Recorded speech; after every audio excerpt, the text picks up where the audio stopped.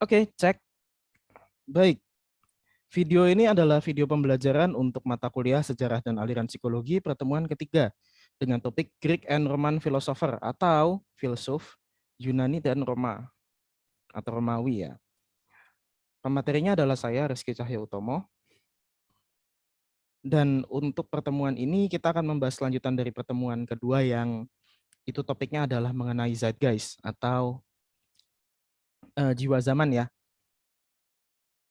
Oke, pertemuan kedua sifatnya konseptual dan pertemuan ketiga ini kita sudah mulai masuk ke sejarah mengenai psikologi itu berkembangnya seperti apa di awal-awalnya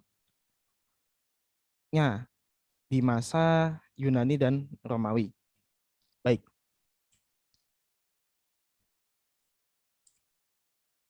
Psikologi sendiri, ia melalui berbagai tahapan sebagai sebuah ilmu yang nanti dia akan berkembang menjadi keilmuan sendiri. Tapi untuk menjadi keilmuan sendiri itu dia harus melalui beberapa tahapan-tahapan ini. Gitu. Baik. Di sini ada beberapa tahapan. Jadi, awalnya psikologi, ya walaupun kita mengetahui bahwa psikologi itu sejak manusia sudah ada, topik-topiknya sudah dibahas ya. Tapi kajian intensif mengenai keilmuan psikologi secara kajian sebagaimana ilmu atau sains ya pada umumnya itu dimulai di masa Yunani, yakni sebagai bagian dari filsafat, begitu. Dan masa Yunani ini terdiri dari masa Yunani, masa pertengahan, yang di sana ada Romawi ya, dan juga Renaissance.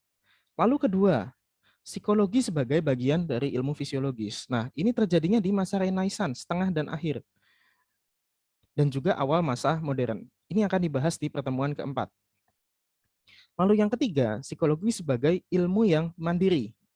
Nah, keilmuan psikologi sebagai ilmu yang mandiri ini akan mulai kita bahas di pertemuan ke-5 dan 6. Dan keempat, psikologi sebagai ilmu multidisipliner dan multiparadigma. Dan ini terjadinya di masa postmodernisme, masa sekarang kita hidup.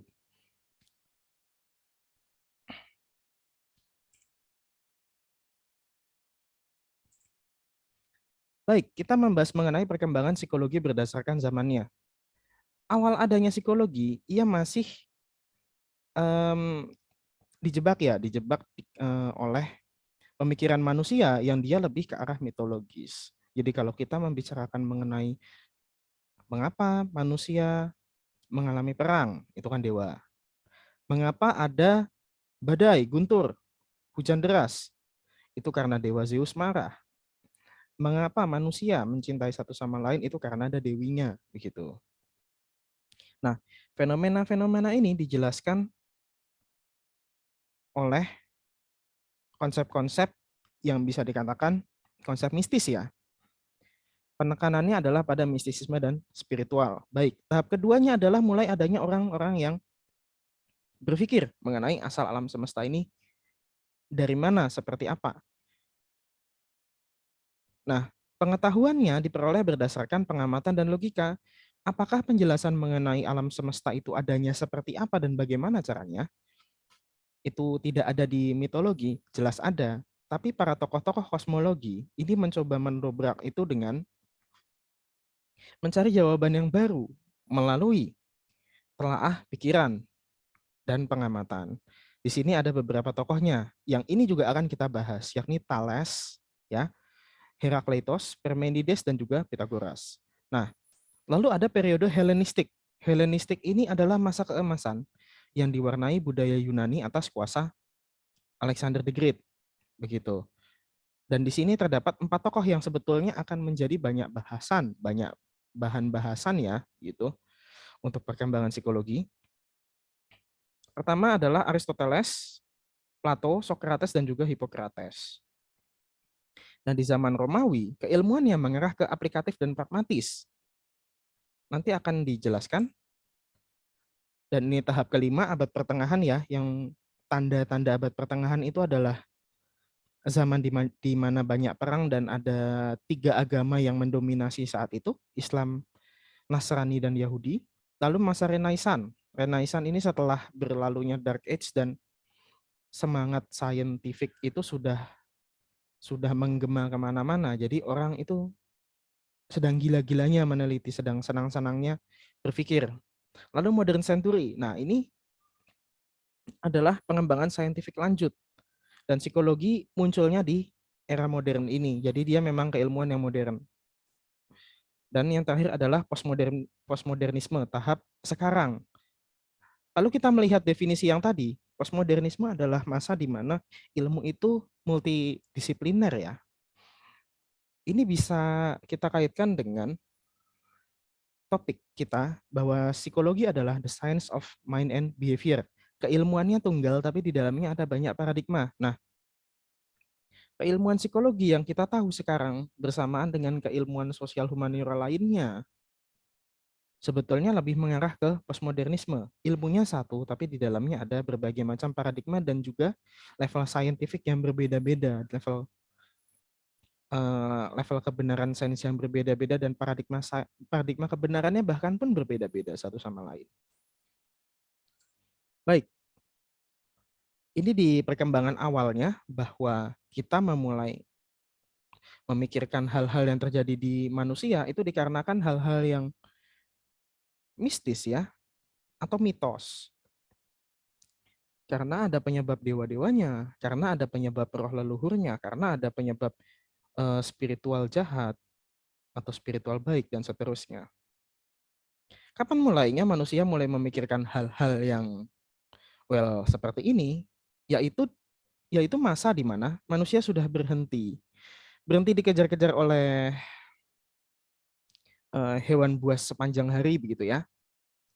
Dan mereka mulai bisa menetap di suatu tempat. Dan tidak hanya menetap, di sana mereka juga menanam, bercocok tanam ya, memasak,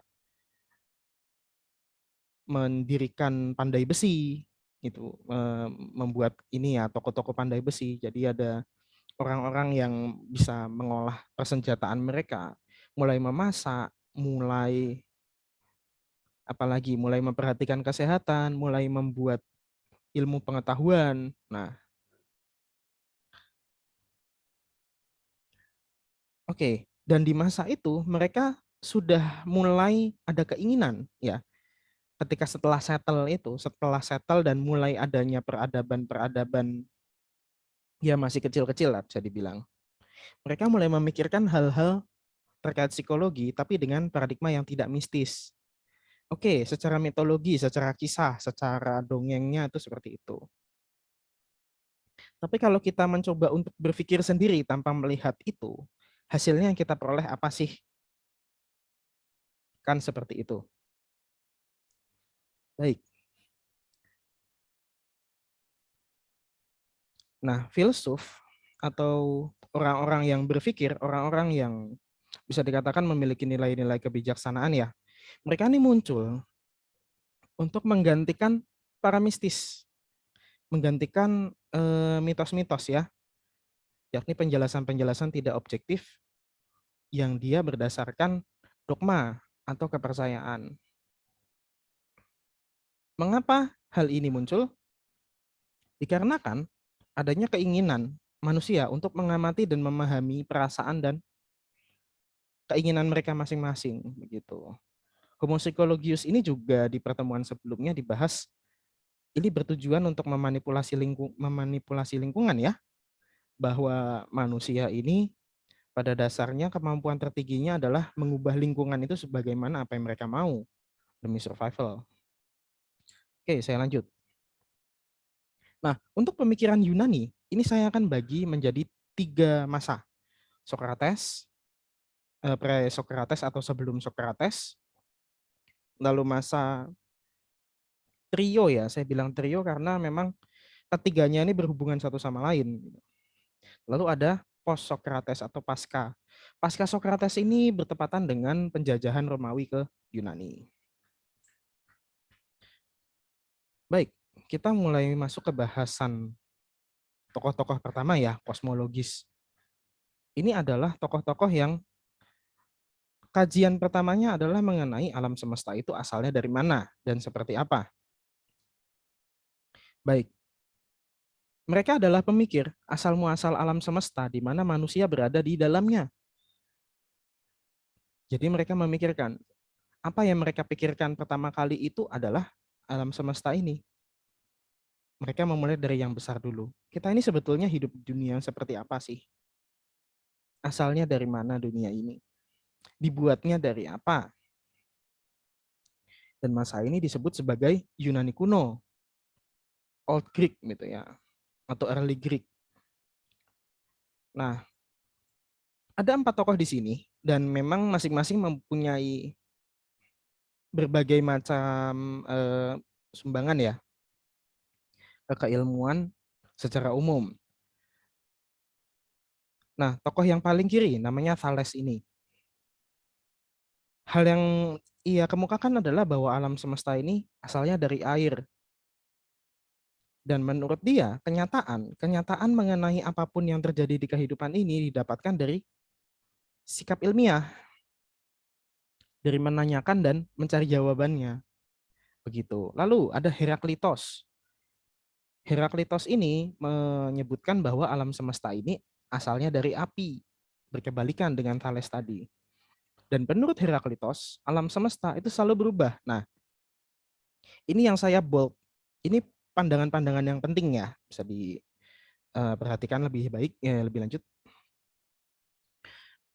Dan menurut Heraklitos, ilmu pengetahuan sifatnya ini hanyalah probabilistik atau kemungkinan. Kemungkinan apa? Kemungkinan bahwa apa yang kita pahami itu benar. Begitu. Lalu ada tokoh selanjutnya, Parmenides. Menurut Parmenides, alam semesta ini sifatnya mutlak dan dia tidak berganti-ganti. Menurut dia, kenyataan adalah sesuatu yang permanen dari alam semesta. Oke. Dan terakhir tokohnya adalah Pitagoras. Pitagoras ini mungkin kita lebih lebih mengenal beliau di rumus matematika ya segitiga. Tapi beliau ini juga memiliki pandangan filsafat yang mencoba menengahi dua tokoh di kirinya, yakni bahwa alam semesta ini punya komponen yang tetap maupun yang berubah-ubah. Alam semesta memiliki komputasi matematika, dengan kata lain di dalam alam semesta ini ada rumusnya. Alam semesta itu sesuai atau tidak sesuai dengan sesuatu yang ideal, itu sudah merupakan hasil rumus dasarnya. Jadi apapun yang salah di alam semesta, itu sendiri adalah kebenaran. Karena sudah ada komputasi atau rumus mengenai bagaimana kesalahan itu bisa terjadi. Itu. Baik. Kita ke highlight-nya. Kedua tokoh ini, Heraklitus dan Parmenides.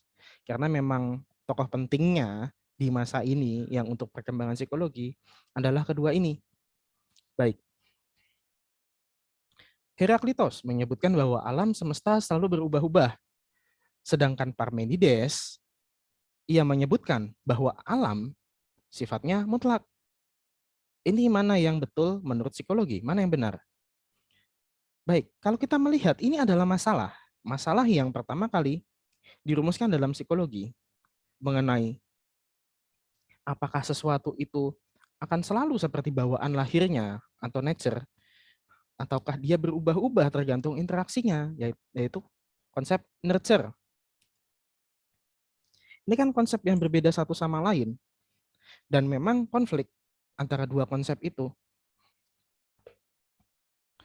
Kita bisa menengahi kedua pandangan ini karena memang sama-sama ekstrim ya. Misalnya, kita berbicara mengenai Parmenides. Oh, ada sesuatu yang permanen, mutlak, tetap dari alam semesta. Oke, anak yang lahir, ia memiliki orang tua.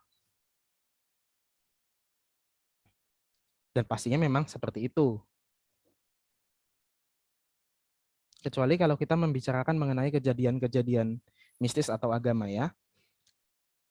Setiap anak yang lahir pasti memiliki orang tua, ya itu jelas. Tapi orang tua itu pasti berbeda satu sama lainnya. Sekalipun labelnya adalah orang tua. Mereka memiliki wujud, ciri fisik, karakteristik yang berbeda-beda satu sama lainnya. Nah, inilah yang dinamakan sebagai berubah-ubah begitu. Apa yang mau kita peroleh dari sini? Bahwa Parmenides ini menekankan bahwa setiap ilmu itu memiliki aturan inti yang tidak berubah-ubah atau memang dia relatif tidak berubah-ubah. Ada aturan dasarnya. Sedangkan Heraklitos ini menekankan bahwa apapun yang kita kaji itu akan berubah-ubah. Kita mengkaji misalnya kesehatan mental, prinsip intinya sama. Di mana-mana orang yang sehat mental itu lebih bagus daripada orang yang tidak sehat mental, betul. Tapi seiring kita berjalan menyusuri zaman ini, kita akan melihat, oh, ternyata apa yang dulu kita percayai sebagai orang-orang yang tidak sehat mental, ternyata ada pengertian yang salah yang sudah kita anut bertahun-tahun. Oh, ternyata lebih sehat orang-orang dengan karakter ini dibandingkan dengan karakter yang itu. Padahal yang ini sudah kita anggap bertahun-tahun, oh mereka ini tidak sehat. Kenyataannya adalah yang ini yang lebih sehat dibandingkan dengan yang itu. Kan salah. Ternyata kita melakukan kesalahan dalam kegiatan ilmiah kita. Kenapa? Berubah-ubah zaman itu. Begitu adalah contoh analogi yang saya berikan. Oke, ada tokoh lain lagi yang memang dia tidak fokus-fokus amat ya membahas mengenai alam semesta. Hippocrates ini pokok bahasannya malah medis. Jadi dia adalah praktisi medis di zaman-zaman eh, awal ya. Hippocrates ini menentang aspek magis dalam penanganan medis. Jadi ia mencoba untuk memisahkan penanganan sesuatu yang medis itu daripada praktek-praktek mistis yang itu mungkin yang membakar api unggun begitu ya, memanggil roh leluhur dan seterusnya. Ia mencoba menjauhkan diri dia dari praktik-praktik seperti itu.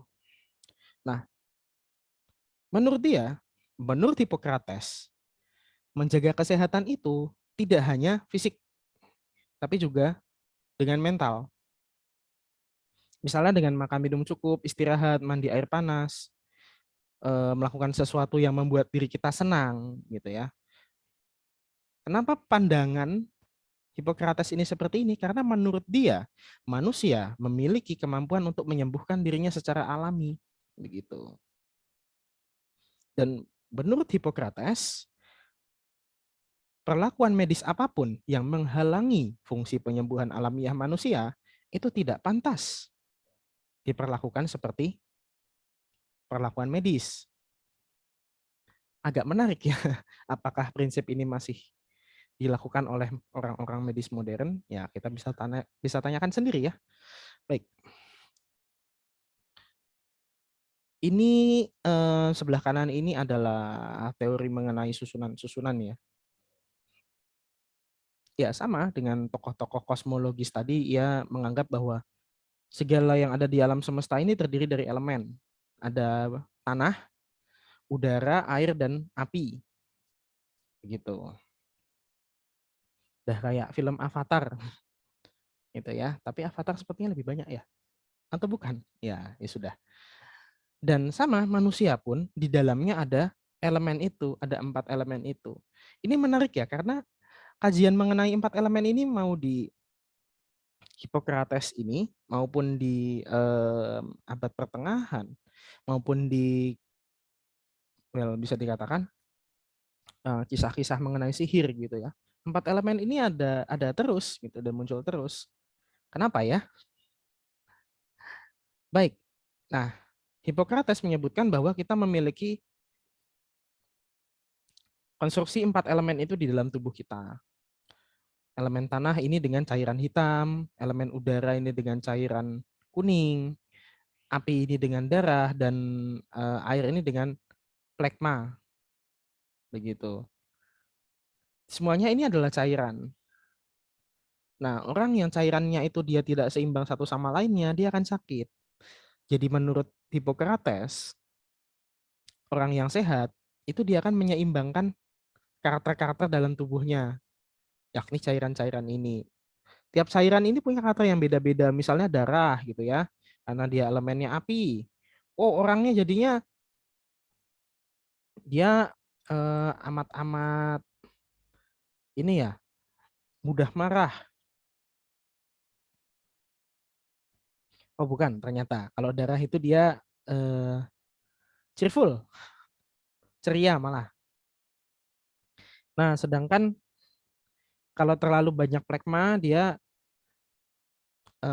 lambat dan suka sulit menggambarkan emosi dia dan seterusnya seterusnya. Jadi ada ini ya, ada cairan tubuh atau bagian tubuh yang dia menggambarkan karakter manusia tertentu gitu. Jadi menurut Hippocrates ya emosi itu datangnya dari keseimbangan tubuh, dari apa yang ada di tubuh kita. Ini agak agak main apa ya? Mind blowing juga ya, di zaman seperti ini ada orang yang sudah mulai memikirkan konsep seperti ini walaupun memang penanganan medisnya belum maju gitu. Nah, tapi teori pembagian 4 elemen ini dalam tubuh manusia, dia seperti mencoba untuk membahas kenapa manusia itu ada yang karakter personality-nya itu berbeda satu sama lain. Berarti ini adalah usaha pertama di era Yunani untuk mencoba menggambarkan mengapa manusia memiliki perbedaan dalam kepribadian. Oke. Nah, di zaman yang sama dengan tokoh tadi, ini ada tokoh-tokoh yang namanya adalah tokoh sofis begitu. Nah, para sofis ini mereka tidak percaya bahwa kenyataan itu adalah mutlak. Menurut dia, menurut tokoh-tokoh sofis ini, kenyataan apa yang kita percaya sebagai sebuah kebenaran itu tergantung siapa yang melihat dan mengatakan. Kalau orang lain, seseorang itu bisa dibuat percaya dengan omongan kita dan dia menganut apa yang sama dengan omongan kita, ya berarti itu adalah kebenaran. Kalau kita bisa membujuk orang lain mempercayai sesuatu bahwa itu adalah kebenaran, ya berarti itu adalah kebenaran. Tidak ada urusan dengan itu bisa dibuktikan bagaimana gitu. Ya, kalau orang itu banyak yang menganut bahwa itu kebenaran, ya itulah kebenaran. Sekilas memang konsepnya ini agak-agak buruk ya konsepnya. Karena semua ini seperti tidak ada ilmunya, semua itu ya tergantung kemampuan kita omong-omong saja. Oke, tapi sebetulnya tokoh-tokoh sofis ini dia akan mempengaruhi pemikiran tokoh-tokoh Renaissance atau tokoh-tokoh setelahnya. Baik, ini ada beberapa tokoh, saya akan persingkat saja. Misalnya Xenophanes. Xenophanes ini adalah tokoh sofis yang dia ini mendahului tokoh-tokoh lainnya. Ia berpendapat bahwa ya agama atau kepercayaan-kepercayaan Yunani itu adalah buatan manusia dan dewa-dewanya begitu, bahkan makhluk-makhluk sucinya begitu. Menurut dia itu menggambarkan karakter yang suka-sukanya si manusia yang membuat cerita itu. Ia mencoba menempel-nempelkan karakter manusia ke para dewa, dan apabila hewan menciptakan Tuhannya sendiri, maka pastilah bentuknya hewan. Kuda, kalau diberi kemampuan untuk menggambar Tuhannya sendiri, bentuknya adalah kuda.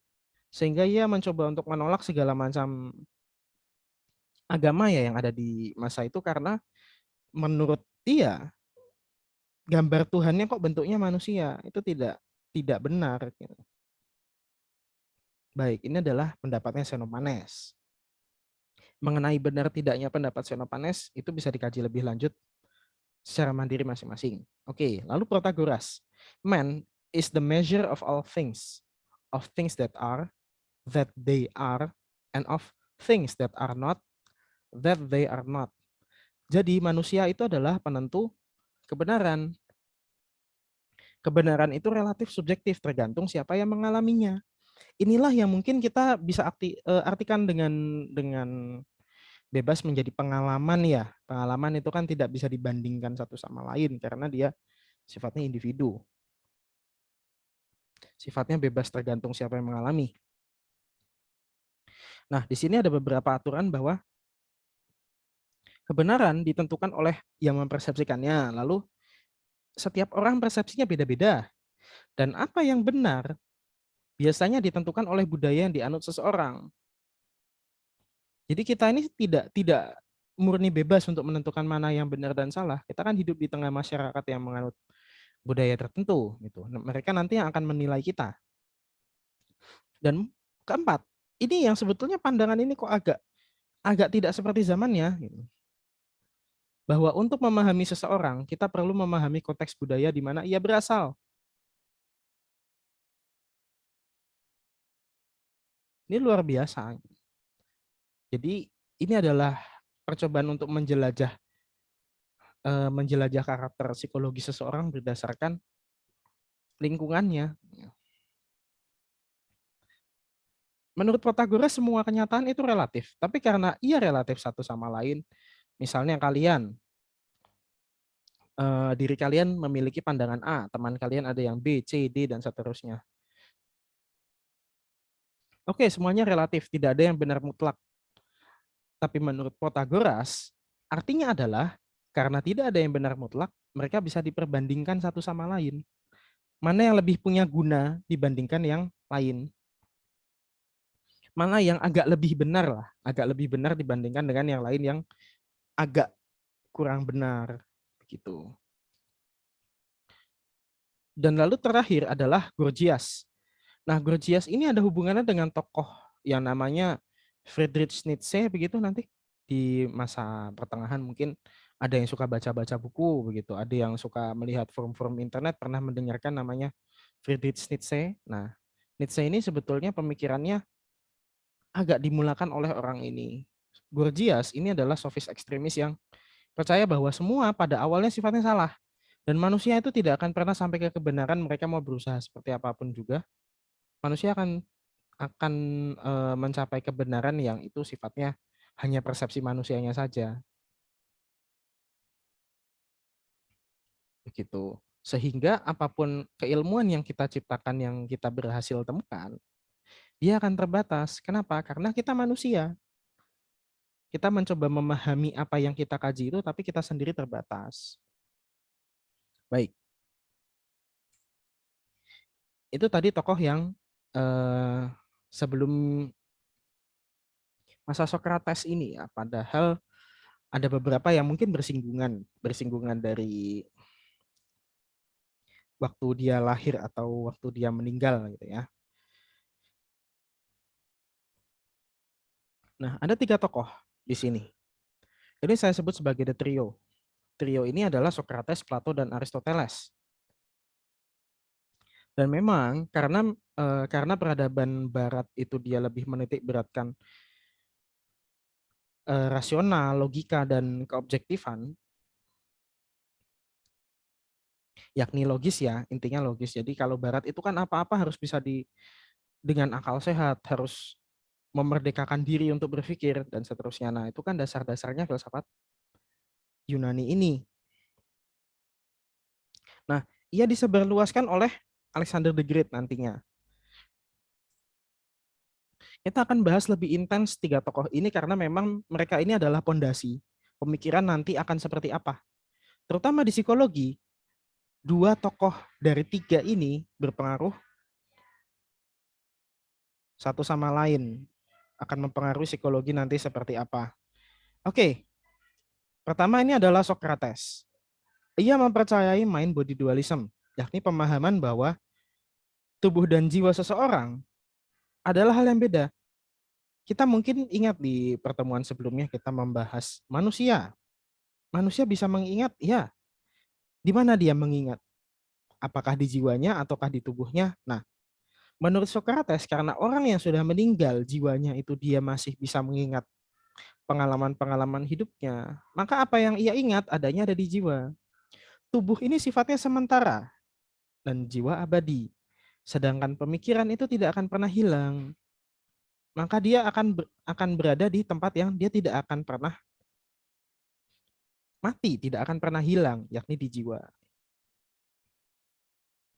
Dan memang banyak pemikiran, apa ya, bisa dikatakan Socrates ini memulakan pemikiran filsafat seterusnya.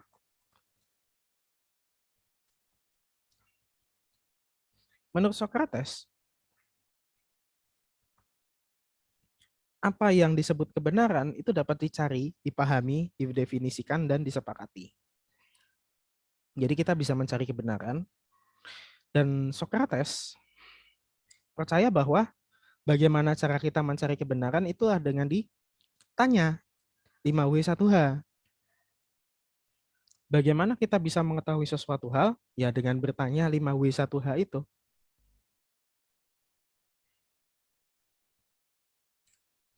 Oke, Plato selanjutnya. Plato ini adalah murid Socrates. Dan beliau ini adalah penulis yang sangat produktif. Sebagai murid, malah Plato ini mencatat perkataan-perkataan gurunya. Gurunya itu adalah Socrates, sementara Plato ini eh, juga membuat karya-karya sendiri mengenai pemikirannya. Gitu. Jadi waktunya cukup banyak Plato ini. Sementara Socrates sendiri nggak pernah nulis. Jarang sekali nulis. Dan sekalinya nulis pun sudah hilang oleh perkembangan zaman. Nah, ia menulis buku Republik atau Ide tentang Negara. Ia mendirikan Akademi Plato. Jadi kalau kita melihat lukisan di pertemuan pertama ya, yang ada orang Yunani keluar dari semacam bangunan, itu sebetulnya adalah Akademi Plato. Kajiannya mengenai astronomi, biologi, matematika, politik, dan filsafat. Oke, Plato ini pada dasarnya asalnya ini adalah orang politik, orang kenegaraan. Socrates itu meninggal dibunuh secara politik. Plato sebagai orang politik dan dia muridnya Socrates, ia tidak suka gitu dengan kejadian bahwa gurunya ini bisa dibunuh, difitnah ya, dibunuhnya Socrates itu. Difitnah tapi secara politik. Nah, oleh karena itu Plato dia terobsesi dengan bagaimana membetulkan aturan-aturan hidup yang besar-besar, yang sifatnya prinsip, yang sifatnya ideal. Nah, dari latar belakangnya itu, maka pemikiran Plato lebih ke membedakan alam ide dan alam objektif. Pengetahuan ini merupakan proses pribadi dan mengintrospeksi diri. Jadi selain kita harus mengalami sesuatu, kita juga harus duduk merenung, memikirkan apa yang kita dapatkan. Oke, dan ini ada konsep tripartite mind, tapi nanti kita akan bahas di bagiannya sendiri. Lalu ada Aristoteles. Aristoteles ini adalah muridnya Plato. Jadi kita melihat suatu rantai ya, bahwa Socrates ini gurunya Plato. Plato ini adalah gurunya Aristoteles. Walau demikian, ini tiga trio guru dan murid ini pemikirannya beda-beda satu sama lain. Nah, Aristoteles ini dia concern atau peduli di bidang biologi dan zoologi. Kebenaran diperoleh lewat mempelajari alam dan kejadian di sekitar manusia. Metodenya adalah observasi, mendefinisikan sesuatu, dan mengklasifikasikan sesuatu, mengelompokkan. Gitu. Kuda masuk kelompok yang sama dengan misalnya dengan sapi, dengan kambing, dengan domba, gitu, karena memang mereka semuanya pemakan tumbuhan dan hewan-hewan yang biasa berada di peternakan, gitu mungkin. Elang, ayam, burung bangau semuanya bersayap, gitu. Jadi mereka dalam satu kelompok. Nah, karena Aristoteles ini dia concernnya di bidang biologi, di bidang zoologi atau kebinatangan gitu ya, mempelajari binatang gitu. Bukan yang lain ya. Dia mempelajari binatang, ia lebih perhatian kepada hal-hal yang kecil-kecil. Beda dengan Plato yang dia bicara ide yang besar-besar. Begitu. Dan konstruksi ilmiahnya beda. Kalau Plato itu lebih ke ideologi besar dan politis, Aristoteles ini lebih ke sains yang kecil-kecil dan sifatnya pengamatan, eksperimen juga gitu. Ia mempelajari bagaimana manusia mengingat, manusia berpikir, sensasi panca indera, motivasi, moral, perilaku manusia secara sosial, pendidikan, perkembangan, mimpi dan bahasa. Banyak topiknya begitu. Karena memang yang ia teliti kan kecil-kecil ya. Ia berusaha untuk mendefinisikan dulu apa saja yang ia harus pelajari. Salah satu buku yang ia tulis adalah The Anima. Ini adalah fondasi literatur awal psikologi. Karena memang di sana ia membahas binatang itu seperti apa, manusia seperti apa. Baik. Nah, dari tiga tokoh itu, mana yang sebetulnya berpengaruh ke psikologi? Oke, yang memulakan semuanya itu adalah Socrates. Tapi ia jarang menulis. Dan kajiannya lebih ke sesuatu yang dasar-dasar sekali. Mengenai bagaimana mencari kebenaran dan adanya nilai kebajikan atau kebijaksanaan. Plato, dia lebih mendominasi dari konsep psikologi yang umum, yang besar-besar. Sedangkan Aristoteles lebih ke yang kecil-kecil. Plato ini ke konsep yang sifatnya ide dan realita, konstruksi yang besar-besar. Aristoteles metode pencarian pengetahuan dan dasar yang saintifik. Begitu. Jadi kita bisa simpulkan, dua tokoh yang akan mempengaruhi perkembangan psikologi ke depannya ini adalah dua orang ini, Plato dan Aristoteles. Plato, latar belakangnya adalah politik, sehingga pemikiran yang ia lakukan itu dari hal yang dari fakta ke teori, begitu. Sedangkan Aristoteles ini adalah ilmuwan, yang dilakukan adalah deduktif dari teori ke fakta. Teorinya dulu dia harus tahu, baru dia akan bisa membedah fakta, berkebalikan. Dan keahlian utamanya pun berbeda-beda. Plato, ia lebih ke hal-hal yang abstrak, sedangkan Aristoteles, dia lebih ke hal yang eksak. Bagaimana kita mendapatkan pengetahuan? Plato, dia menitik beratkan ide dan teori. Aristoteles menekankan observasi dan pengalaman. Apa yang menjadi nilai kebaikan manusia? Kebijaksanaan. Di sini mereka sama. Dan sedangkan Plato, ia menganggap manusia ini sifatnya sesuai dengan hakikat. Ketika manusia ini diberikan pengetahuan, maka ia bersifat baik. Karena pengetahuan itu baik. Ketika dia memiliki pengetahuan, ia akan bersikap baik. Aristoteles tidak seperti itu. Seseorang diberikan pengetahuan, tidak berarti bahwa perilakunya akan baik. Kita bisa melihat faktanya ya, gitu ya. Dan memang kalau kita mengkaji manusia, menurut Aristoteles, manusia itu bebas dan ia mampu untuk memilih apa yang penting bagi dirinya. Menurut Plato, keilmuan itu konseptual. Aristoteles, scientific yang kecil-kecil.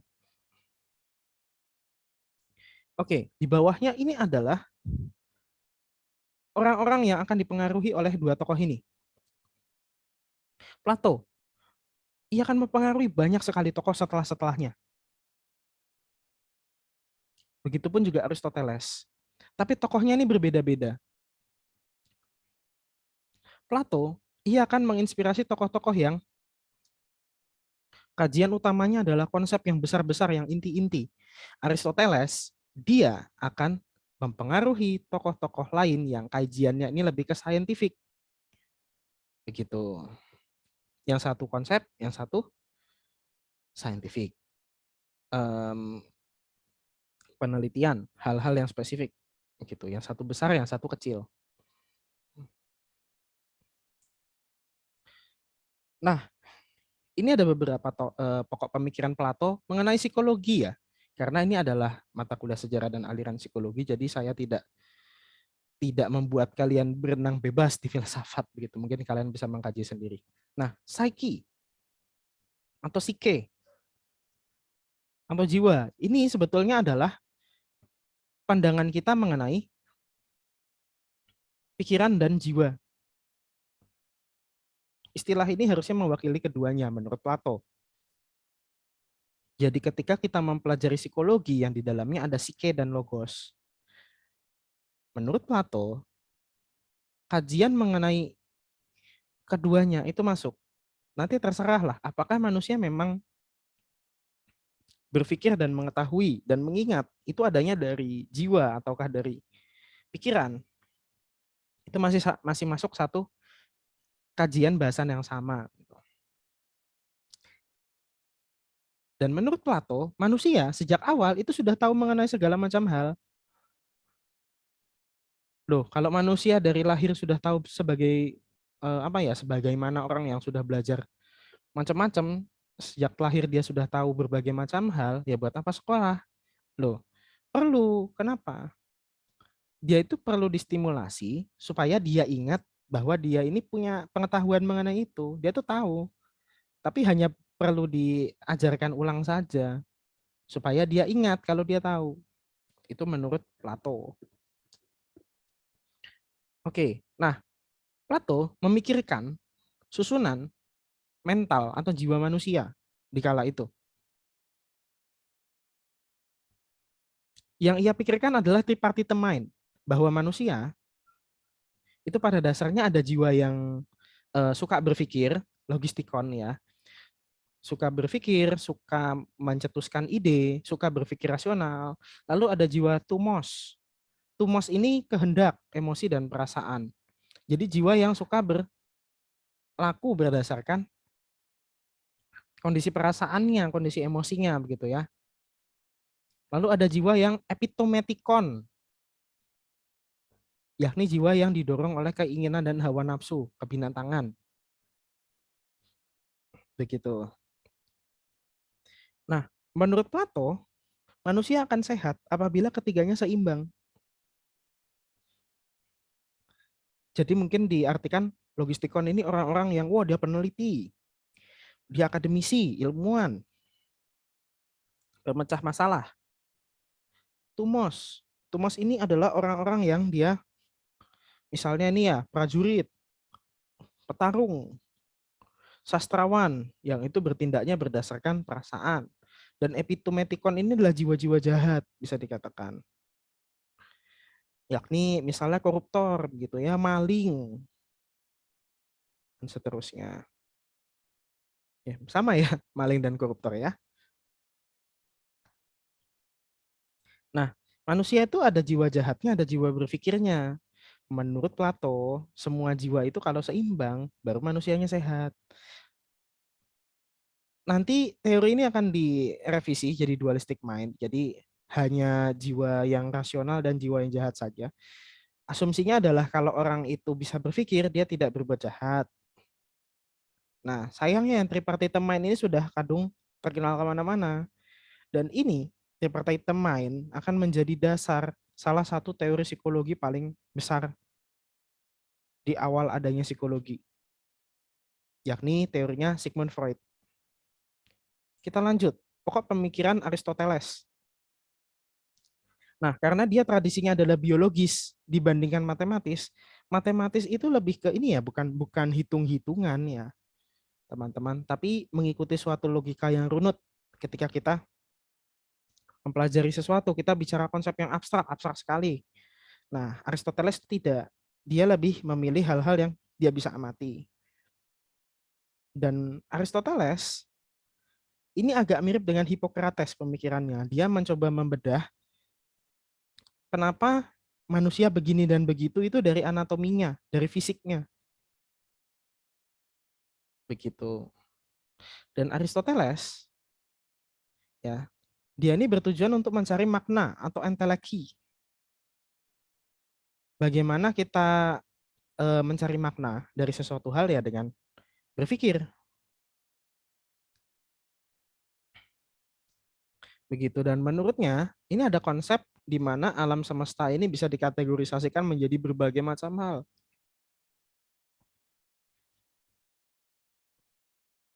Begitu. Dan manusia tujuannya itu menggunakan nalarnya, dan nalar itu digunakan kita untuk mencapai kepuasan. Hidup ini mencari kepuasan. Begitu. Ini juga akan menjadi dasar teori dari konsep psikologi yang besar juga. Jadi nggak kalah dengan Plato ya. Ini akan menjadi dasar teorinya Abraham Maslow nanti di aliran humanistik. Oke, di sini ada 3 tipe jiwa. Jiwa vegetativa, yakni jiwa tumbuhan, jiwa sensitif hewan, jiwa rasional manusia. Kalau orang itu diam saja, dia itu pasif, tidak mau gerak, itu jiwanya tumbuhan. Kalau orangnya sensitif, mudah berperang, mudah ribut, mudah marah, itu adalah jiwa hewan. Sedangkan jiwa yang kalem, jiwa yang bisa berpikir, jiwa yang bijak, itu manusia. Itu pembagian menurut Aristoteles dari pengamatannya. Sedangkan ada 4 level pemahaman, aktif, pasif, akal sehat, dan informasi sensoris. Bagaimana kita bisa memahami sesuatu yang kita coba amati, kita mengamati hewan, bagaimana cara memahaminya aktif. Kita mencari tahu secara langsung dengan pengalaman, pasif kita menerima pengalaman. Akal sehat kita dengan melogikakan. Informasi sensoris itu didapatkan dengan pengalaman panca indera gitu ya, bagaimana wujudnya hewan ini, bunyinya kayak apa, berat tidak, bulunya seperti apa, dan seterusnya. Lalu ada 4 penyebab sesuatu. Kita berbicara mengenai kausa ya. Kenapa sesuatu bisa terjadi? Ada 4 penyebabnya. Misalnya kita membicarakan mengenai um, segelas air ya. Materinya dari segelas air adalah ya gelas beling itu dan juga air. Itu penyebab materialnya. Formalnya, kenapa bisa ada segelas air? Ya, ada orang yang memikirkan untuk kita bisa menampung air, kita membutuhkan wadah yang bentuknya seperti gelas itu. Lalu ada efisien, penggerak.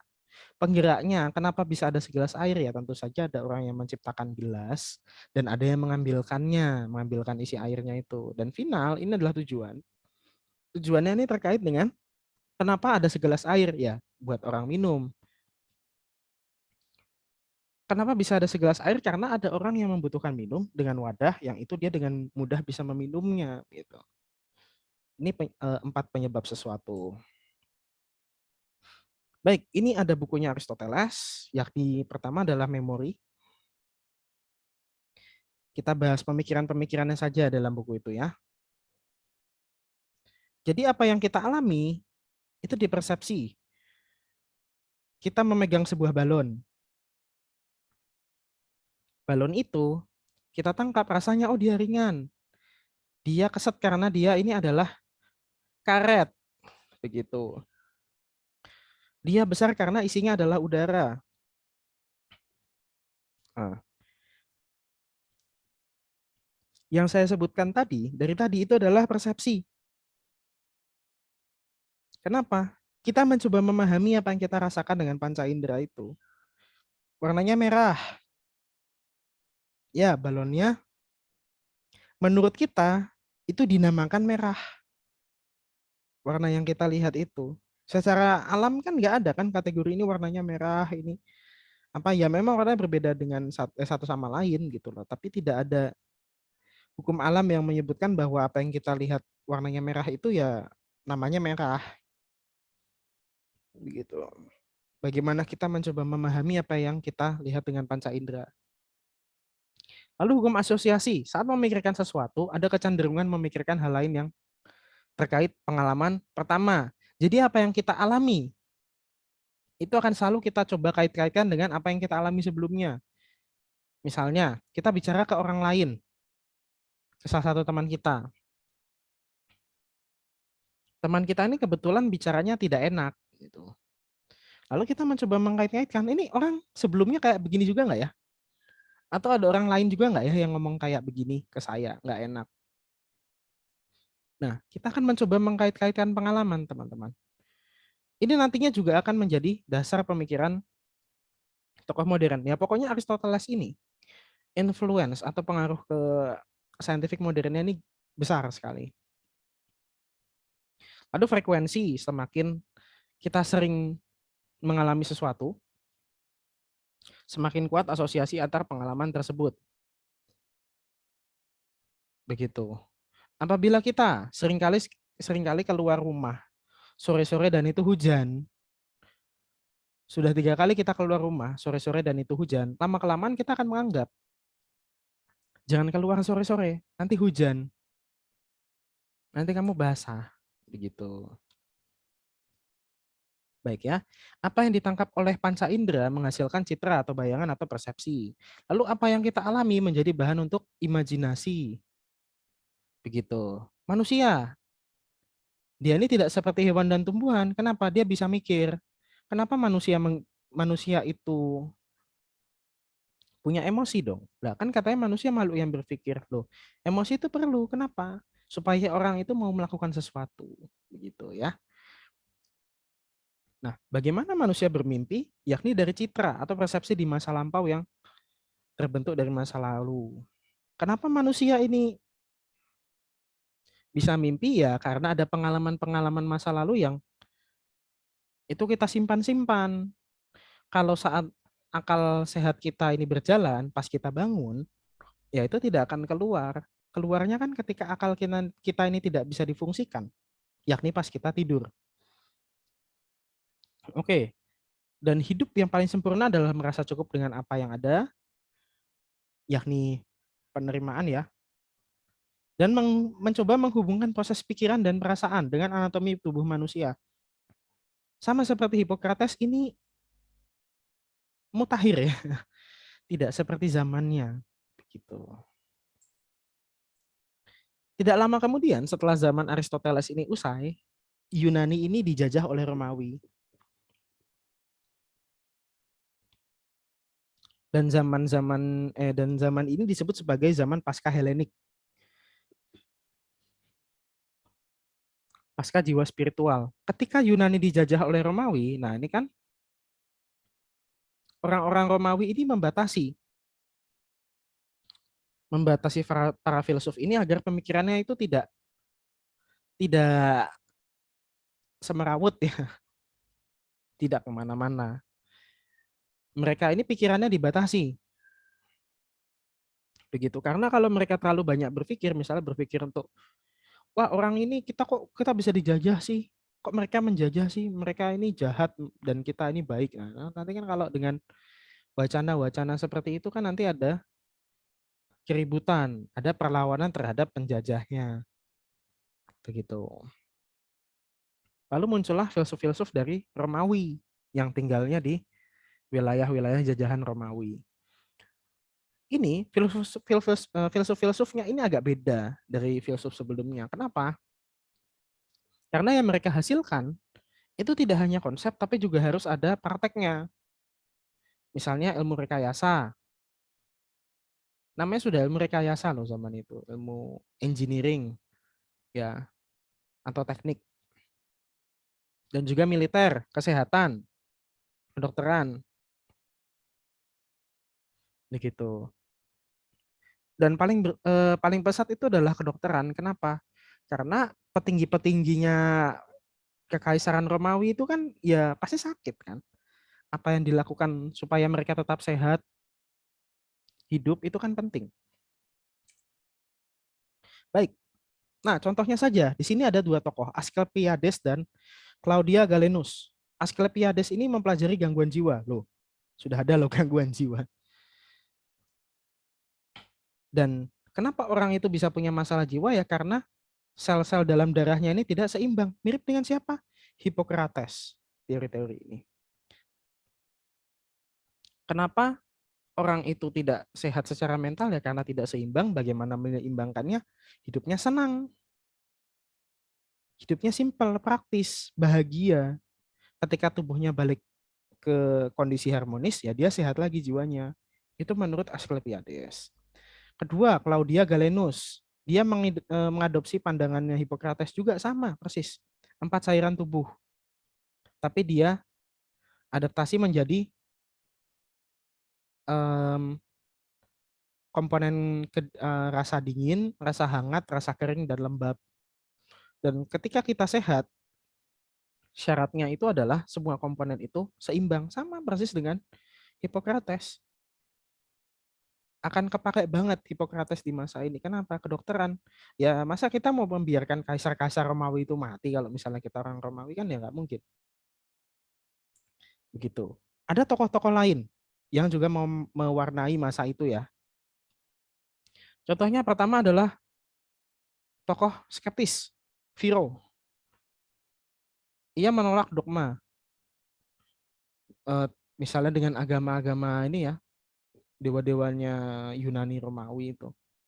Menurut dia semua kebenaran itu perlu dikaji ulang. Nggak ada yang mutlak. Mirip dengan siapa? Tokoh-tokoh apa? Sofis. Sofis yang sebelumnya yang menyebutkan bahwa semua itu ya perlu dikaji ulang. Nggak ada kok yang benar mutlak.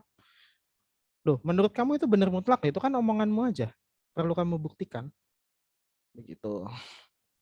Lalu sinis. Sinis ini tokohnya adalah Antisthenes. Ia mengembangkan filosofi hidup yang ya pokoknya bebas, bebas dari segala macam keinginan-keinginan duniawi gitu dan kemanusiaan bermasyarakat. Kalau kita menyepi, kita mencari dorongan-dorongan alam gitu ya. Kita hidup menyatu dengan alam, melepas semua yang menjadikan kita manusia beradab, itu kita bahagia. Nah, ini sebetulnya prinsipnya namanya asetisme, asketisme itu. Dan ini banyak dianut oleh agama-agama yang sifatnya ketimuran begitu, yang kayak ini bertapa sampai mati, begitu. Bertapa sampai matinya ini untuk kebahagiaan. Ini nanti akan menjadi pokok pikiran yang banyak interaksinya dengan agama-agama ketimuran. Lalu Epicurianisme. Ini dia menitik beratkan bahwa manusia ini, kenapa manusia hidup ya buat mencari kesenangan. Jangan hidup ini dibikin sakit. Hidup ini cari yang senang-senangnya aja. Memang kita hidup buat senang-senang kok. Ini kan filosofinya hedonisme. Berarti hidup itu yang enak ya dibuat senang. Kenapa kita harus mencari hal-hal yang menyakitkan? Pergi aja dari yang menyakitkan. Kita cari yang menyenangkan buat kita gitu ya. Ini filosofinya memang filosofi orang senang-senang sekali. Yang terakhir ini adalah stoicisme. Stoik. Kalau zaman sekarang itu kita menyebutnya filosofi teras. Tokohnya adalah Zeno. Zeno of Citium. Ia mengembangkan filosofi hidup yang tanpa keterikatan terhadap emosi.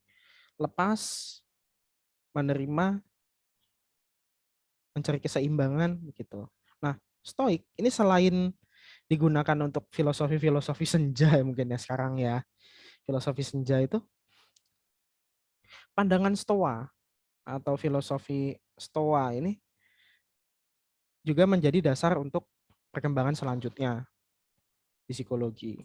Dari mana kok perkembangan selanjutnya? Nah, ada pengaruhnya loh ternyata filsafat psikologi Romawi ini ke psikologi.